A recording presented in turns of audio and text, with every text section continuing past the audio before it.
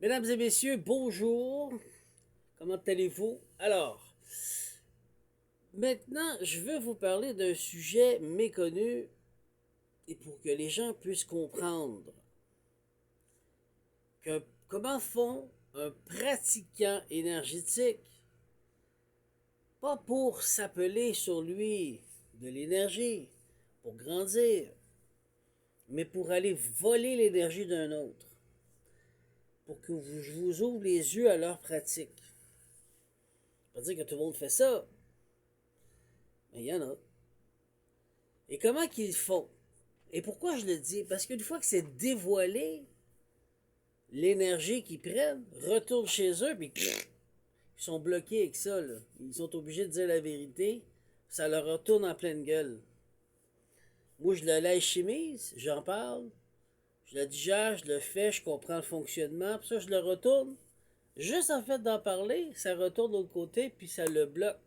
Avec tout ce que le sorcier a créé. Il y en a des bons, il y en a des mauvais. On est énergie, et on crée de l'énergie. Donc, pour pouvoir voler ton énergie, il faut qu'on te baisse les énergies.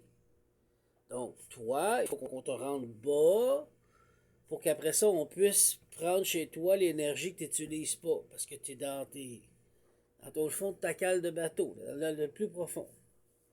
Donc, tu te dis, oh, c'est pas grave, je ne veux plus rien savoir, je ne veux plus rien savoir. Fait que là, tu abandonnes tout. C'est comme ça qu'ils font. Fait que là, ils volent. Ça devient légitime, même si ça ne l'est pas. Vous comprenez? Donc, il faut qu'il fasse une campagne de salissage, de réputation, de ton caractère. Parce que si tu en parles, comme je fais, faut pas qu'on te croie. Pourquoi? Parce que c'est eux. C'est leur réputation. C'est eux les salauds, les salopes, l'autre bord, là. C'est eux les coupables. C'est pas moi. Moi, je reprends mes droits. Puis je vous invite à faire pareil. Reprendre vos droits énergétiques. Tout le monde qui sont accrochés sur vous, qui vous volent. Il y en a beaucoup. Plus que tu fais de grandes choses dans le monde, énergétiquement avec le cœur, puis plus qu'ils vont chercher à voler ce que tu es. Parce qu'ils sont déconnectés du cœur, sont déconnectés de l'amour inconditionnel. Fait qu'ils vont chercher à te voler et te vider. Ça s'adresse beaucoup aux travailleurs de lumière. Donc, moi, je révèle. En révélant, je maîtrise leur entité négative et je maîtrise le sorcier qui vient voler ce qui n'y appartient pas, le vampire, si vous voulez. OK? Donc, comment qu'il pratique? Il faut qu'il fasse une campagne de salissage, comme je vous ai expliqué hier, d'humiliation. Pour pouvoir te baisser en énergie, il faut aussi qu'il brise ton caractère, il faut qu'il cherche à briser ta réputation pour que toute la population se retourne contre toi, puis que c'est toi qui as un problème, c'est pas lui ou elle. Mais moi, j'en parle. Fait que quand tu en parles, ben là, il faut qu'il soit préparé pour que tout le monde réagisse de cette manière-là. Moi, je vous invite à le voir d'une autre manière. Je vais vous dire quoi. Vous savez ce qu'ils viennent de faire. OK, mais vous n'avez pas de preuves. Pas de problème. Maintenant, ce que je vais vous dire, c'est à chaque phase de la Lune, l'eau réagit avec la pleine Lune. C'est scientifique, oui ou non? Oui. Alors, si la Lune se reflète sur les océans et sur les lacs et sur les rivières et sur les ruisseaux et sur les étangs, elle s'imprègne de votre vérité, ce que vous dites et ce que la Lune t'envoie. C'est quoi? La Lune devient comme une phase de réalisation que les guides utilisent le cycle du 28 jours féminin pour t'envoyer sur la phase de la Lune, la pleine Lune, pour te renvoyer ce que tu as demandé. C'est là qu'un sorcier va chercher à voler ce qui t'est dû et prendre ton essence pour devenir ce que tu es, ce qu'on appelle un copycat, un imitateur de ton énergie, de ton empreinte énergétique. Ça a l'air complexe, mais c'est pas complexe en réalité. Donc, ils ont compris, le sorcier, que c'est magnétisme. Donc, qu'est-ce qu'ils font dans tous les pays où est-ce qu'ils pratiquent leur spiritualité, leur magie ou leur sorcellerie?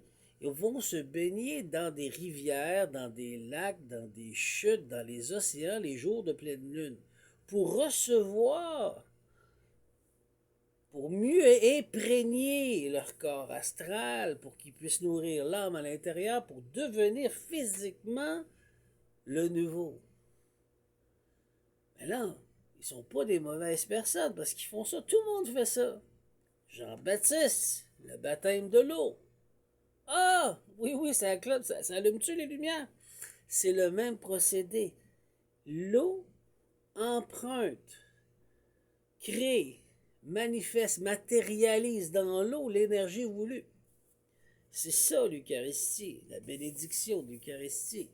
C'est ça le baptême. OK? Maintenant, on va aller plus loin. Le sorcier a compris ça. Il y en a des bons, mais il y en a des mauvais. Fait qu'il y en a qui disent, bon, OK, tu veux prendre l'énergie qui est là, ben tu vas me payer tant. Puis toi, tu vas aller dans ce bassin-là, mais tu vas me donner tel élément qui appartient. Pour que le lien soit transmuté, transformé, envoyé vers l'autre. Fait que la personne va rester dans un bassin. Si la pleine lune va jusqu'à 3 heures du matin, ben elle va rester dans le bassin jusqu'à 3 heures du matin. Pour pouvoir s'imprégner de l'abondance de celui qui est ici présent. Voler l'énergie. C'est sous forme électromagnétique. Donc, le magnétisme qui est dans l'eau, les guides t'envoient par la Lune, qui reflètent et qui s'imprègnent dans l'eau. C'est scientifique, les vagues. Ils réagissent avec les phases lunaires. Ben, si tu rentres ton corps dans une source et tu as volé, un exemple, des chaussures, des caleçons, des boxeurs, des cheveux, du poil, de l'énergie de l'humain qui est là, dans cette réalité-là, pas celle d'aujourd'hui, mais celle d'avant, ben, tu crois que tu es capable de voler son abondance. Mais si un jour il s'en rend compte et il a grandi, ben là, ça marche plus, parce qu'il a alchimisé, il a grandi. Donc le poil ou le cheveu n'est plus ce qu'il était. Voici la pratique des voodooisants ou des houdouisants. Et c'est pas tous qui sont mauvais, mais c'est ça qu'ils font. Pour prendre ton énergie, qu'eux, ils disent que c'est légitime parce qu'ils disent que tu l'utilises pas. C'est faux, en fin de compte, ils te volent. Donc, les plus grands sorciers de ces pratiquants-là vont tout faire pour pouvoir, c'est ce qu'on appelle le witchcraft, ils vont tout faire pour pouvoir faire une campagne de salissage de réputation et ils vont tellement mettre en réserve, comme dans le grenier, des fausses accusations pour que quand que tu dénonces la vérité, que l'attaque de caractère, que tu es fou, mais complètement fou, que tout le monde se vire contre toi. Et c'est là qu'ils s'en sortaient habituellement. Donc, vous m'avez suivi. C'est comme ça qu'ils font. Pas parce que vous voyez quelqu'un des Caraïbes dans une chute ou dans une rivière qui est en train de pratiquer ça. Non. Je vous dis qu'il y en a qui sont mal intentionnés. Jean-Baptiste purifiait, nettoyait et bénissait par l'eau en disant des belles paroles. C'est la même chose. Donc tu peux faire quelque chose de positif comme tu peux faire quelque chose de négatif. Dans mon cas, j'ai fini par comprendre qu'ils ont fait quelque chose de négatif, mais j'ai compris le procédé.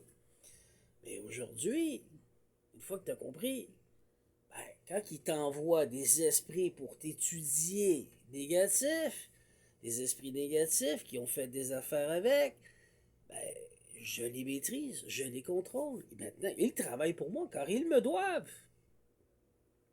Ils retournent vers le sorcier, mais... Et elle ou bien lui qui a procédé pour demander à payer. C'est une question d'énergie et de comprendre. Puis ceci est coupable de crime devant la justice. Mais il faut bien monter le dossier parce que c'est complexe. Il faut des preuves, il faut des photos, il faut des enregistrements. Mais tout se fait. Une fois que c'est fait, tu amènes ça à la cour, puis ils sont dans la merde. N'oubliez jamais que des pratiquants en sorcellerie, si tu travailles dans le négatif, c'est pénable ou criminel. Sur ce,